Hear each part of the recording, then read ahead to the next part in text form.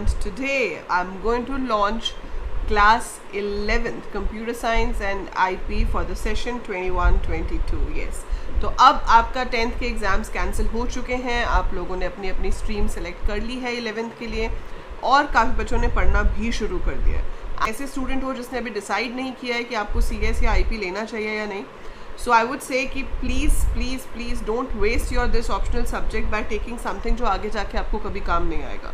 ठीक है, आप फिज़िकल एजुकेशन लेते हो, आपको मार्क्स मिल जाते हैं easily, but if you want कि आपको नॉलेज भी मिले और मार्क्स भी मिले तो ये बहुत ही अच्छी ऑप्शन है आपके पास, क्योंकि कंप्यूटर्स आपको पता है आजकल तो वैसे ही सब कुछ डिजिटाइज हो गया है ना, everything is digital now, so everything is digital और कंप्यूटर्स की जो डिमांड है वो आगे बढ़ती ही जाएगी, वो कहीं पे कम नहीं होने वाली है। सो अगर उसमें आप पहले से ही फेमिलियर हो गए कि प्रोग्रामिंग क्या होती है, किस किस एरिया में यूज़ हो सकती है, it will always be an add on advantage to you, चाहे आप साइंस के स्टूडेंट हो, कॉमर्स के स्टूडेंट हो या ह्यूमैनिटीज़ के स्टूडेंट हो, right. So computer science and IP are very important subjects from the future prospects point of view. अब हम इसमें क्या क्या करेंगे, इसमें एक मेजर लैंग्वेज कवर होती है जिसका नाम है Python. You can see the symbol here. So Python is a high level programming language जिसके थ्रू हम कोडिंग करते हैं। बहुत इंटरेस्टिंग और बहुत ही इजी लैंग्वेज है, मैं आपको बहुत इंटरेस्टिंग तरीके से भी सिखाऊंगी।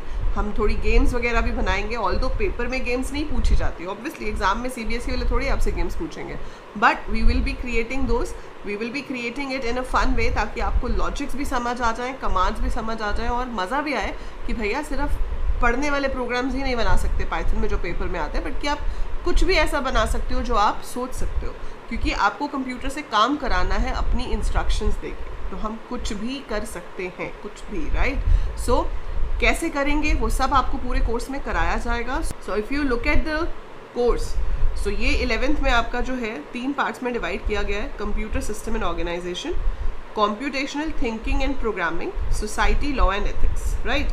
Computer system and organization is theory, जिसमें हम पढ़ेंगे कि कंप्यूटर सिस्टम क्या होता है, इनपुट आउटपुट डिवाइसेस क्या होते हैं, कैसे डिफरेंट पार्ट्स मैनेज होते हैं। फिर आपके पास जो कंप्यूटर है उसके अंदर जो डेटा है वो बाइनरी फॉर्मेट में स्टोर होता है, ज़ीरोज़ एंड वंस की फॉर्मेट में।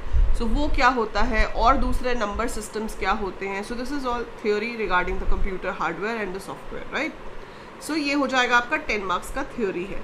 Society, law and ethics is about internet, ठीक है। सोसाइटी, लॉ एंड एथिक्स, अब नॉर्मल सोसाइटी में लॉ एंड एथिक्स होते हैं ना, कि आपको कैसे बिहेव करना चाहिए, आपको किसी को गाली नहीं देनी चाहिए, आपको किसी को मारना नहीं चाहिए, ठीक है, आपको किसी के बारे में अब्यूसिव नहीं बोलना चाहिए।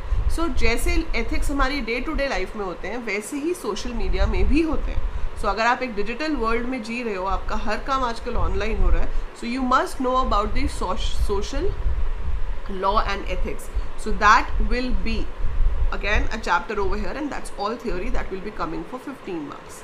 Major portion जो है 70 में से 45 marks का वो है आपकी Python, computational thinking and programming 1.